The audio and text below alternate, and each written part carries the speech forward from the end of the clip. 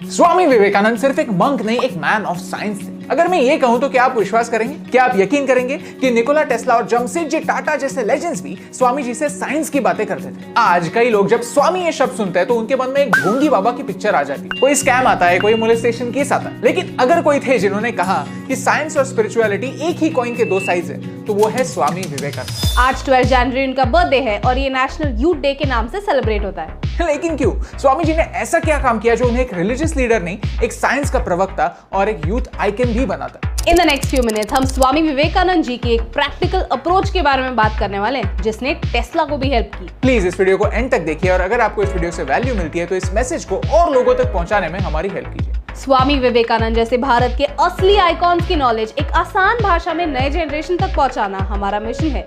हमें सपोर्ट करने के लिए हमारे YouTube चैनल को सब्सक्राइब कीजिए और इस बेल आइकॉन को प्रेस कीजिए। लेकिन स्वामी जी डिफरेंट क्यों? बचपन में स्वामी जी ना कि मैथ्स में कंफर्टेबल थे और ना कि रिलीजन में, लेकिन वो साइंस और स्पिरिचुअलिटी के भक्त थे। जब वो अपने गुरु श्री रामकृष्ण जी से मिले तब उन्होंने भारत के वैदिक सीक्रेट्स के बारे में जाना। उन्हें ये रियलाइज हुआ कि वेदों में कई ऐसे राज है जो दुनिया तक पहुंचने की जरूरत है। बात है 19th सेंचुरी के आखिरी 10 सालों की, जब भारत की आइडेंटिटी पूरी दुनिया में सिर्फ एक ब्रिटिश कॉलोनी की हो गई थी। भारत एक नॉलेज की गोल्ड माइन नहीं, एक गुलामों की फैक्ट्री है, ऐसा लोग समझते थे। लेकिन स्वामी जी ने इसे बदलना चाहा और 1893 में शिकागो में होने वाला पार्लियामेंट ऑफ रिलीजन्स इस काम के लिए बेस्ट प्लेटफॉर्म था। जब आप एक स्ट्रॉन्ग सेंस ऑफ नेशनलिज्म को अनलिमिटेड ज्ञान ऑफ स्पिरिचुअलिटी में मिलाते हैं तो एक डेडली कॉम्बिनेशन बनता है और वो है स्वामी विवेकानंद। जहां सारे लोग अपना खुद का रिलीजन कैसे बेहतर है ये प्रूव करने में लगे थे, स्वामी जी ने एक दूसरा अप्रोच अपनाया। उन्होंने कहा, जैसे अलग अलग नदियां अलग अलग राहें लेती हैं लेकिन अंत में सागर में जा मिलती है, वैसे ही हम हैं और हमारे रास्ते जरूर अलग होंगे लेकिन हमारा लक्ष्य एक है। जहां डार्विन की थ्योरी ऑफ एवोल्यूशन सच है या नहीं, इस पर दुनिया में डिबेट हो रही थी। रेसिज्म और स्लेवरी पीक पर थी। वहां एक ग्लोबल प्लेटफॉर्म पर यह कहना कि हम सबका सोर्स और डेस्टिनेशन एक ही है, एक रेवोल्यूशन से कम नहीं था। इन्हीं रेवोल्यूशनरी थॉट्स की वजह से Swami Vivekananda became one of the most rational thinkers the world has ever seen। और मजे की बात तो यह है कि दूसरे फील्ड के कई ऐसे ही रेवोल्यूशनरीज उनके दोस्त बने, जैसे कि टेस्ला। अक्सर हमें सिखाया जाता है कि इलेक्ट्रिसिटी का इन्वेंशन एडिसन ने किया, लेकिन सच तो यह है कि एडिसन एक एक्सीलेंट बिजनेसमैन थे। वो पेटेंट्स अक्वायर करने में और उन्हें मार्केट करने में एक जीनियस थे, लेकिन एक सुपीरियर इन्वेंटर तो टेस्ला थे। उनकी टेक्नोलॉजी एडिसन की टेक्नोलॉजी से कई स्टेप्स आगे थी। निकोला टेस्ला की डिस्कवरीज आज हम जो भी गैजेट्स यूज करते हैं उनमें से 80% गैजेट्स में यूज होती हैं। निकोला टेस्ला म्यूजियम के आर्काइव्स में लिखा गया है कि निकोला टेस्ला का कई सारा रिसर्च वैदिक कॉन्सेप्ट्स पर बेस्ड था। उनके बुक मैन्स ग्रेटेस्ट अचीवमेंट में आकाश और प्राण जैसे संस्कृत शब्द।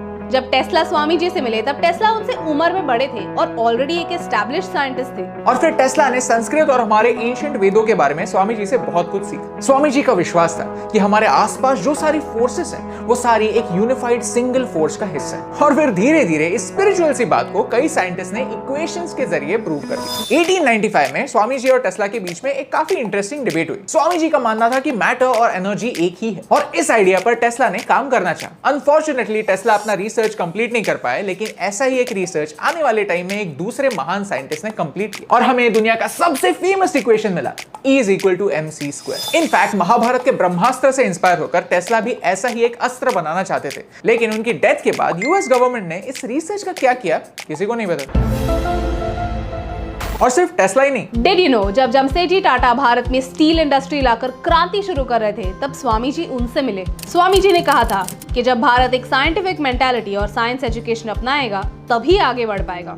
इतना ही नहीं, father of American psychology William James, German scientist Hermann von Helmholtz और 5G टेक्नोलॉजी के फादर माने जाने वाले भारत के साइंटिस्ट जेसी बोस ने भी विवेकानंद जी को अपना गाइड माना। और ये सब इसीलिए पॉसिबल हुआ क्योंकि स्वामी जी सच की खोज में विश्वास रखते थे, फिर जरिया कोई भी हो। Science is a search for truth in the external world and spirituality is a search for truth in the internal world। इसीलिए जहां उन्होंने मॉडर्न वर्ल्ड को हमारे वेदों के बारे में सिखाया, वैसे ही भारत के गांवों में अपने शिष्यों के जरिए हाथ में एक राउंड ग्लोब और लैंटर्न लेकर मॉडर्न साइंस के बारे में भी सिखाया। और इसी बैलेंस की वजह से स्वामी जी आज भी एक यूथ आइकन, क्योंकि वो जानते थे कि कल की दुनिया सिर्फ मॉडर्न साइंस या एंशिएंट विजडम दोनों में से एक के फाउंडेशन पे खड़ी नहीं हो सकती। साइंस और स्पिरिचुअलिटी दोनों एक दूसरे को कॉन्ट्राडिक्ट करने के लिए नहीं, एक दूसरे को कॉम्प्लीमेंट करने के लिए है। काश आज के लीडर्स भी जो खुद को रिलीजियस लीडर्स मानते हैं इतने ही ओपन माइंडेड होते। अगर आप चाहते हैं कि स्वामी विवेकानंद जी की ये साइड लोगों तक पहुंचे तो इस वीडियो को आगे शेयर कीजिए, क्योंकि आज की ट्रेजेडी यही है कि जहां वेस्टर्न लोग हमारे कल्चर के बारे में जानने के लिए और ज्यादा उत्सुक हैं, वही हमारे लोग हमारे कल्चर से, जो हमारे रूट्स हैं, उनसे दूर भाग रहे हैं। सी मैं ये बिल्कुल नहीं कहता कि हमारा कल्चर, हमारा इतिहास बाकी के कल्चर से एक स्टेप आगे है, 100% परफेक्ट है, बिल्कुल नहीं। लेकिन ये जरूर कहता हूं कि science is about admitting what we don't know. इसीलिए इस साल स्वामी विवेकानंद जी से इंस्पायर होकर महीने में एटलीस्ट एक बार एक वीडियो के थ्रू भारत के एंशिएंट विजडम को एक रेलेवेंट स्वरूप में आपके सामने लाने की हम कोशिश करेंगे। रीजन और रिलीजन दोनों से डेटा लेंगे, इंफॉर्मेशन की एक रेसिपी बनाएंगे और नॉलेज की एक डिश आपके सामने लाएंगे। क्योंकि भारत का ये विजडम दुनिया पर क्या इंपैक्ट कर सकता है ये स्वामी विवेकानंद जी ने देखा था, और यही सच आप तक पहुंचाने से मुझे फर्क पड़ा। 39 வயசா இருக்கும்போது சொல்றாரு, ஐ won't see my 40. நான் என்னுடைய 40 பார்க்க மாட்டேன், என்னோட 40வது வயசை நான் பார்க்க மாட்டேன். ஏன்? என்ன சுவாமி, நீங்க எவ்வளவு யங்கா இருக்கீங்க, ஹெல்தியா இருக்கீங்க, நீங்க போய் இப்படி ஒரு வார்த்தையை சொல்லலாமா? இல்ல இல்ல, நான் போனாதான் மத்தவங்களுக்கு இடம் கிடைக்கும். அவர் சொல்ற வார்த்தை என்ன சொல்றாருன்னா, அதுக்கு ஒரு அழகான உதாரணம் சொல்றாரு Swami Vivekanandar. Under the shade of a big tree, small plants will not grow. ஒரு பெரிய மரத்தின் நிழலில் சிறு செடிகள் வளராது. பெரிய மரம் போனாதான் சிறு செடிகள் வளரும். ஆக சுவாமி விவேகானந்தர் தான் ஆரம்பம். இந்த நாட்டின் இளைஞர்கள் எல்லாம் 54 கோடி இளைஞர்கள் இருக்கிறார்கள் என்று நம்ம அப்துல் கலாம் அவர்கள் அடிக்கடி சொல்லுவார். அவர் சொல்லும் போது 54 கோடி இப்ப கூடி இருக்கும் நிச்சயமா. சோ இன்னும் கூடி இருக்கும். உலகத்திலேயே அதிகமாக இளைஞர்கள் உள்ள ஒரு நாடுனாக்கா அது இந்தியா தான். அந்த இந்தியாவில் உள்ள இளைஞர்களுக்கு ஆரம்பத்திலிருந்தே பேசிக் கொண்டிருந்த உலக சமய மாநாடு நடக்கிறது சிக்காகோவில், அமெரிக்காவில். அங்க போய் உலகத்துல ஊர்ல உள்ள அத்தனை ரிலிஜன்ல உள்ள பெரிய பெரிய மனிதர்கள் எல்லாம் வந்திருக்காங்க, தலைவர்கள்லாம். ஒவ்வொருத்தரும் பேசும்போது வேற வழியே இல்ல, லேடிஸ் அண்ட் ஜென்டில்மேன். வேற என்ன, எப்படி ஆரம்பிக்கிறது பேச்ச? வந்திருக்கும் பெரியோர்களே, தாய்மார்களே, லேடிஸ் அண்ட் ஜென்டில்மேன். இதைத்தான் ஒரு மரபு, இதைத்தான் எல்லாரும் பேசிட்டு இருக்காங்க. இவர் தயங்குறாரு நம்ம, ஏன்னா அவருக்கு மேடையில் அது வரைக்கும் பேசினதே கிடையாது. அவ்வளவு பெரிய மேடையில அவர் பெங்காலி, அவருக்கு பெங்காலியில பேசணும்னா சரளமா வந்திருக்கும். ஆனால் அவர் ஆங்கிலத்துல பேசணும், அதுவும் ஆங்கிலேயர்கள் இருக்கிற தேசத்துல பேசணும், அவங்க முன்னாடி பேசணும் போது ரொம்ப தயங்குறாரு. முதல்ல பயம் வந்துருது. ஃபர்ஸ்ட் பஞ்ச் டயலாக் அப்ப போடுறாரு, லேடிஸ் அண்ட் ஜென்டில்மேன் கிடையாது. அத்தனை பேர், ஒரு 5000 பேர் இருக்கிற அந்த அரங்கத்துல அவர் பேசுற முதல் வார்த்தை சிஸ்டர்ஸ் அண்ட் பிரதர்ஸ் ஆஃப் அமெரிக்கானர்.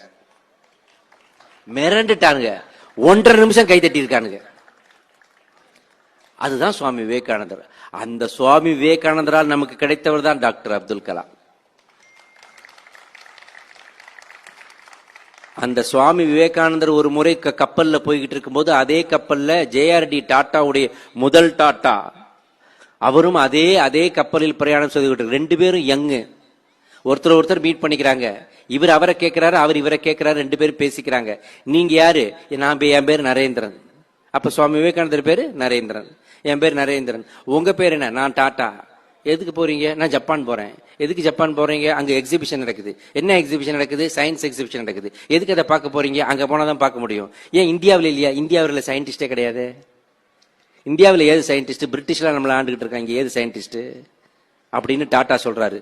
உடனே சுவாமி விவேகானந்தர் அப்ப நரேந்திரநாத் கூப்பிட்டு உட்கார வச்சு அவருக்கு பாடம் எடுக்கிறாரு. அட பாவி, இந்தியாவில் இப்ப பிரிட்டிஷ் ஒரு 200 வருஷமா ஆண்டுகிட்டு இருக்கிறதுனால இப்படி சொல்ற, அதுக்கு முன்னாடி இந்தியா எப்படிப்பட்ட, இந்த பாரத தேசத்துல எவ்வளவு பெரிய பெரிய அறிஞர்கள், மேதைகள், கணித மேதைகள், விஞ்ஞானிகள், மருத்துவ சாஸ்திரம் அப்படின்னு வரிசையா சொல்லி, பாஸ்கரா, ஆரியப்பட்டா, அது சிசுர்ஷு இன்னும் வரிசையா சொல்றாரு. First open bypass heart surgery பண்ணவனே இந்தியாவில் உள்ள ஒரு யோகி தான்டான்னு சொல்லி எல்லாத்தையும் வரிசையா சொன்ன உடனே அவர் இன்ஸ்பயர் ஆயிடுறாரு. சரி, இது அவர் மனசுலயே இருக்குது. 1904ல மைசூர் மகாராஜா வந்து டாட்டா பாக்குறாரு. அதுக்குள்ள அவரும் ஒரு பெரிய தொழிலதிபர் ஆயிடுறாரு இரும்பு பிசினஸ்ல. வந்து இந்த மாதிரி சுவாமி விவேகானந்தர், அதுக்குள்ள சுவாமி விவேகானந்தர் உலகம் முழுக்க பாப்புலர் ஆகி மிக மிக பெரிய ஒரு சூப்பர் ஸ்டாராவே ஆயிடுறாரு. சோ அவருடைய இந்த மாதிரி விவேகானந்தர் அந்த காலத்துல என்கிட்ட கப்பல்ல போகும்போது கேட்டாரு, விஞ்ஞானிகளுக்காக ஏதாவது ஒரு அமைப்பை ஏற்படுத்த சொன்னாரு. நீங்க கொஞ்சம் லேண்ட் கொடுத்தீங்கன்னா நான் பண்ணிக்கிறேன்னு கேட்க, மைசூர் மகாராஜா 700 ஏக்கரை பெங்களூர் சிட்டில சென்டர்ல 700 ஏக்கரை கொடுத்தாரு. அந்த 700 ஏக்கர் இப்ப சுருங்கி சுருங்கி சுருங்கி சுருங்கி ஆக்கிரமிச்சு இத்தினுண்டா இருக்கும். யாரு கண்டா? இப்ப அங்க ஆரம்பிக்கப்பட்டதுதான் இந்தியன் இன்ஸ்டிடியூட் ஆஃப் சயின்ஸ். அந்த இந்தியன் இன்ஸ்டிடியூட் ஆஃப் சயின்ஸ் ஆரம்பிக்கப்பட்டு 100 வருஷங்களுக்கு மேல ஆச்சு. அந்த இந்தியன் இன்ஸ்டிடியூட் ஆஃப் சயின்ஸ்ல முதல்ல மேனேஜிங் டைரக்டரா இருந்தவர் யாருன்னு பார்த்தாக்க சர் சி.வி. ராமன். அவர் தான் இந்தியாவில் முதலா விஞ்ஞானத்துக்கான நோபல் பரிசை பெற்ற விஞ்ஞானி தான் அதோடைய டைரக்டரா இருந்திருக்கிறாரு. அந்த இந்தியன் இன்ஸ்டிடியூட் ஆஃப் சயின்ஸ்ல இருந்து கொஞ்ச நாள் கழித்து பிரிந்தது தான் சிஸ்டர் கன்சர்ன் தான் இஸ்ரோ எனப்படும் இந்தியன் ஸ்பேஸ் ரிசர்ச் ஆர்கனைசேஷன்.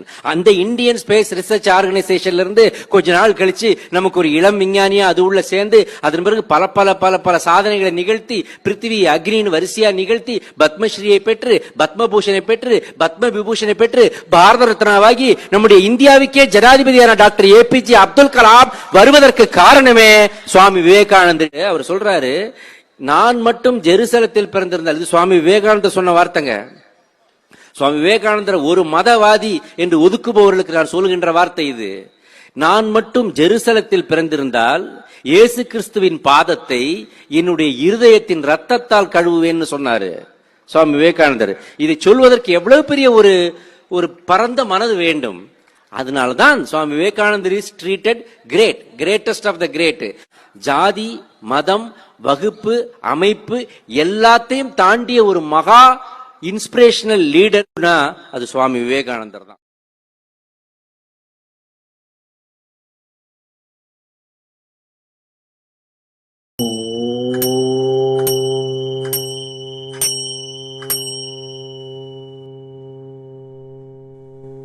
असतो मा सद्गमय तमसो मा ज्योतिर्गमय मृत्योर्मा अमृतं गमय.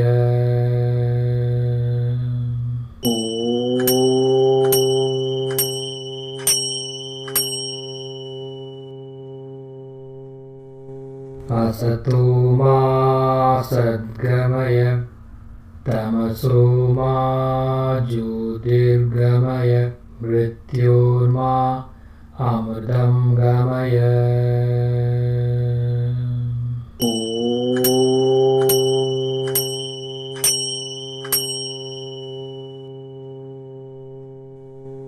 असतो मा सद्गमय तमसो मा ज्योतिर्गमय मृत्योर्मा अमृतं गमय.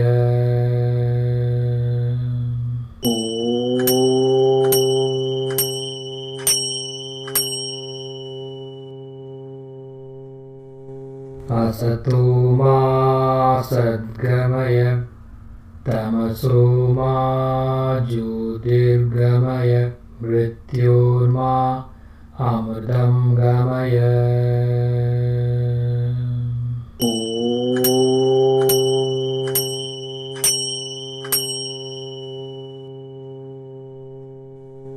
असतो मा सद्गमय तमसो मा ज्योतिर्गमय मृत्योर्मा अमृतं गमय.